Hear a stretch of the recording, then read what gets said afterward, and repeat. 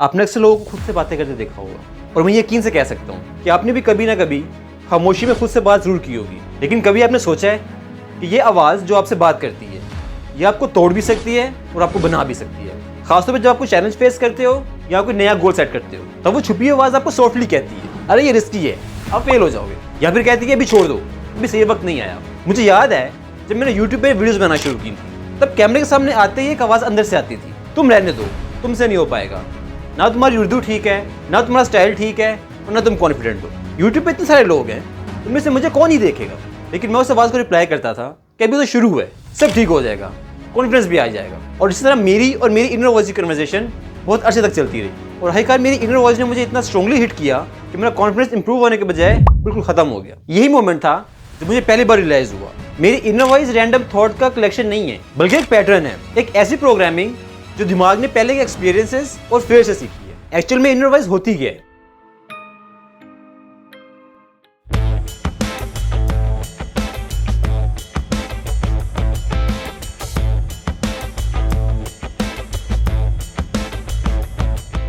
Inner voice आपका अपना ही दिमाग है जो आपके पास एक्सपीरियंसेस, मेमोरीज और फेयर से सीखकर आपसे ये बात करता रहता है। जैसे स्कूल में प्रेजेंटेशन देते हुए आपने एक दफ़ा गलत बोल दिया या फिर कोई एम्बैरेसिंग मोमेंट फेस करना पड़ा हो और उस इंसिडेंट के बाद आप जब भी प्रेजेंटेशन देने जाओगे तो आपकी इनर वॉइस आपसे हमेशा यही कहेगी, क्या इस बार सही हो जाएगा, पिछली बार का याद है ना। ये आवाज़ सिर्फ वार्निंग नहीं है, ये एक लर्न पैटर्न है जो आपके दिमाग ने डेवलप किया है ताकि आप मिस्टेक्स रिपीट ना करो। और अगर यही आवाज़ ब्लाइंडली फॉलो हो तो आपके लिए स्ट्रेस क्रिएट कर सकती है। और यही वो पॉइंट है कि 90% लोग स्ट्रेस में आके गिव अप कर देते हैं। बिल्कुल उसी तरह जब अपनी छोटी सी गलती के बाद प्रेजेंटेशन देने जाओगे ही नहीं तो मतलब आपकी इनर वॉइस जीत गई। मुझे भी लगा कि मैं 90% में शामिल हूँ।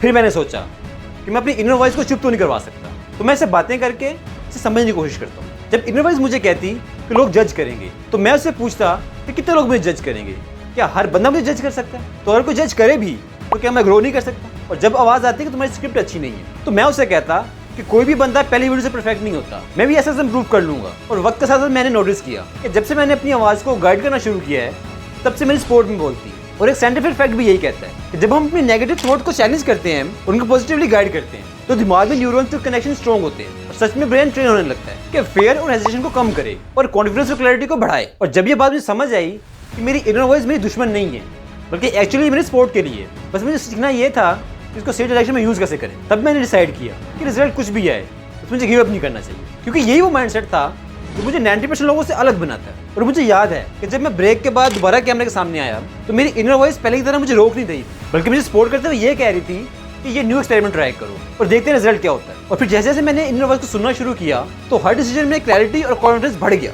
अब हर वीडियो शूट करना स्ट्रेसफुल नहीं था बल्कि एक्साइटमेंट और क्यूरियोसिटी से भरा हुआ था। और ये सिर्फ मेरा एक्सपीरियंस नहीं है बल्कि साइंस भी यही कहती है कि जब हम पॉजिटिव सेल्फ टॉक और माइंडफुल ऑब्जर्वेशन प्रैक्टिस करते हैं तो दिमाग में फेयर और स्ट्रेस हार्मोन कम होने लगते हैं और कॉन्फिडेंस इंप्रूव होता है। और यही वो रीजन है कि आज फिर मैं कैमरे के सामने कॉन्फिडेंटली बोल रहा हूँ और वही आवाज़ जो मुझे कल तक दबा रही थी आज मुझे सपोर्ट कर रही है। हम अक्सर यही सोचते हैं कि हमारी इनर वॉइस सिर्फ ओवर थिंकिंग होती है, लेकिन रियलिटी ये है कि अगर आप उसको समझकर और गाइड करके यूज़ करते हो तो आपकी सबसे बड़ी स्ट्रेंथ बन जाती है। और यही लेसन जो मैंने अपनी लाइफ में एक्सपीरियंस किया मैं आपके साथ भी शेयर करना चाहता हूँ कि अगर आप भी खुद को अपने गोल के लिए पुश कर रहे हो और आपकी इनर वॉइस आपसे ये कह रही है कि तुम नहीं कर सकते, तुमसे नहीं हो पाएगा या फिर वेट करो, अभी सही वक्त नहीं, तो रुकना मत, उसे ऑब्जर्व करो, उसे क्वेश्चन करो, उसे समझकर उसको गाइड करो। और यही वो सीक्रेट है जो 10% लोग फॉलो करते हैं और यही वो रीजन भी है जिसे 90% लोग फेल हो जाते हैं बिना समझे कि इनकी इनर वॉइस इनकी स्ट्रेंथ भी बन सकती है। सच में आपकी इनर वॉइस इतनी सपोर्टिव हो सकती है कि आपके कॉन्फिडेंस और क्लैरिटी को एक नेक्स्ट लेवल पर लेके जा सकती है। तो नेक्स्ट टाइम आपको फील हो